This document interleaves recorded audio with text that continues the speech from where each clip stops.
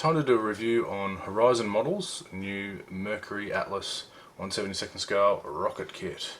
It's always exciting when a new manufacturer comes on the scene, and also doubly exciting when they build something that hasn't been done before in a great scale. As you can see, they're an Australian company. Fantastic. So of course I've supported and I've bought their products sight unseen because, you know, they need our support. So what do you get?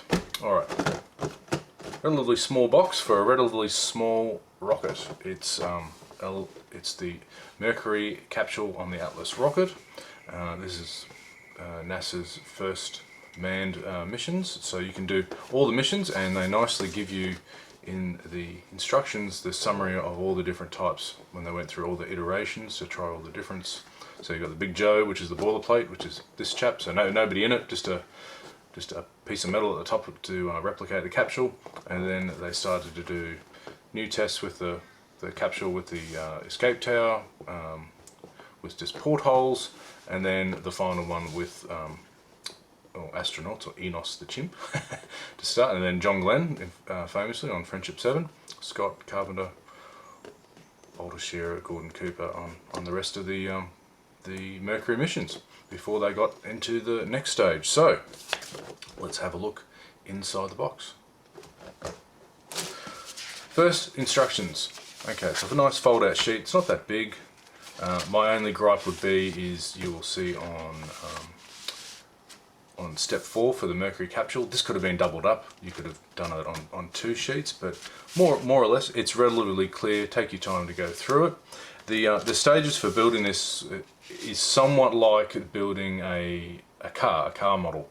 You put some parts together, paint them, do some decaling, gloss coat, put more parts on, paint them, move to the next stage, another assembly, so on and so forth. So you just can't expect to build this in an afternoon, throw some paint on it. You have to take some time. So it starts with the basic rocket assembly.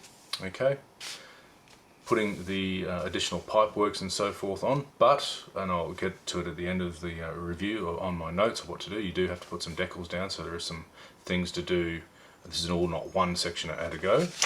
You've got the capsule itself, which has several parts: the capsule, the adapter plate, the escape tower. Okay, some of these parts won't be seen, so you got to be careful, you know, not to spend an inordinate amount of time unless you want to build it separately, and I'll get to that when we look at the plastic.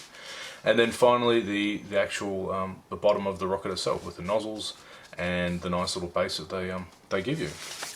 On the back sheet of instructions, we've got a nice, very clear look of all the stencils that are involved and the decals for the 3 types that you want to build. So with that, let's go into the sprues. First of all, they give you 2 identical A sprues. Okay, so let's just look at one of them. First impressions, very nicely molded. There are no sink marks evident. There are some cooling marks from where the styrene gets ejected into the gates, but they disappear when you prime them. There is flash on some of these nozzles, so especially on these ones.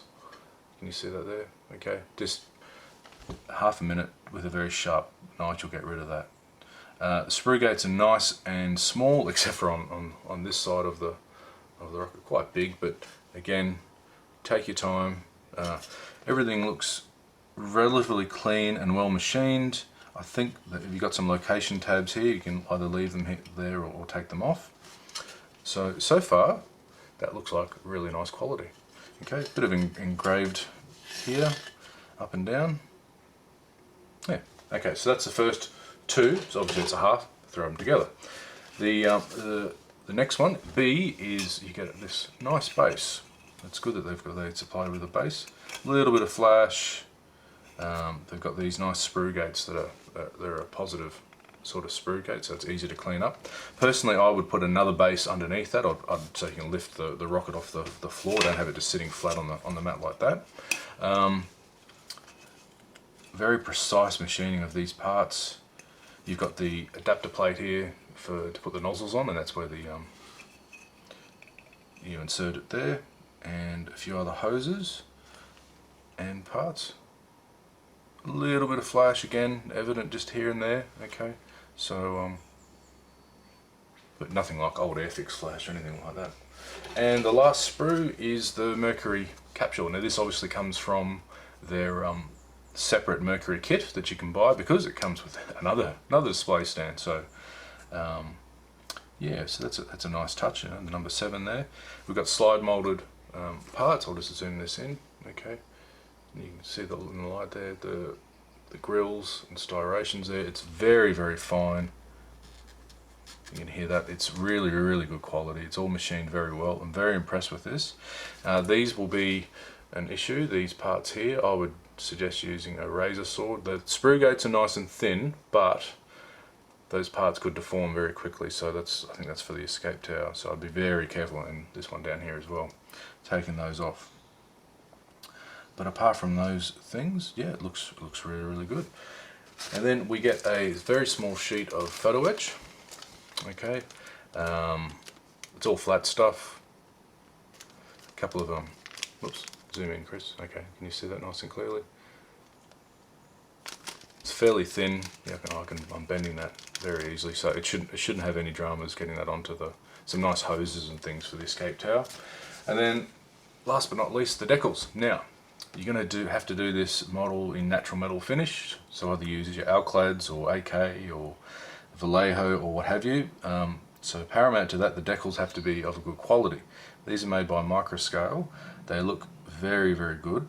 In fact, I can read all the stencil data with the naked eye there. Maybe the camera's not picking it up. Crappy little camera, but I can read all that. Whoops. And the carrier film. Now let's have a look at that. This is very important. Okay, can you see the carrier film there? All right. That middle one there, you might want to cut those stencils up a bit, because if you don't get your gloss work wrong, all those are going to stand proud. So take your time. These are the major ones, and this lot here with a different lettering that are going to go up and down the side of the rocket. So again, they've got a lot of carrier film too. So you might want to try it first by cutting the letters off, putting them on individually. Or just get that gloss work just right. Hit it with a micro mesh. Everything looks really, really good. You've got all the different markings here for the different missions. Okay, this through there. Very, very impressive. So yeah. So final thoughts. Well, it won't go together in an afternoon. Maybe a weekend. Take your time. Attack it from sub-assemblies, and yeah, really enjoy it. And might have a review of the Redstone one next, which they've just released and just arrived here at the man cave a few days ago. Alright, with that, thanks very much for watching.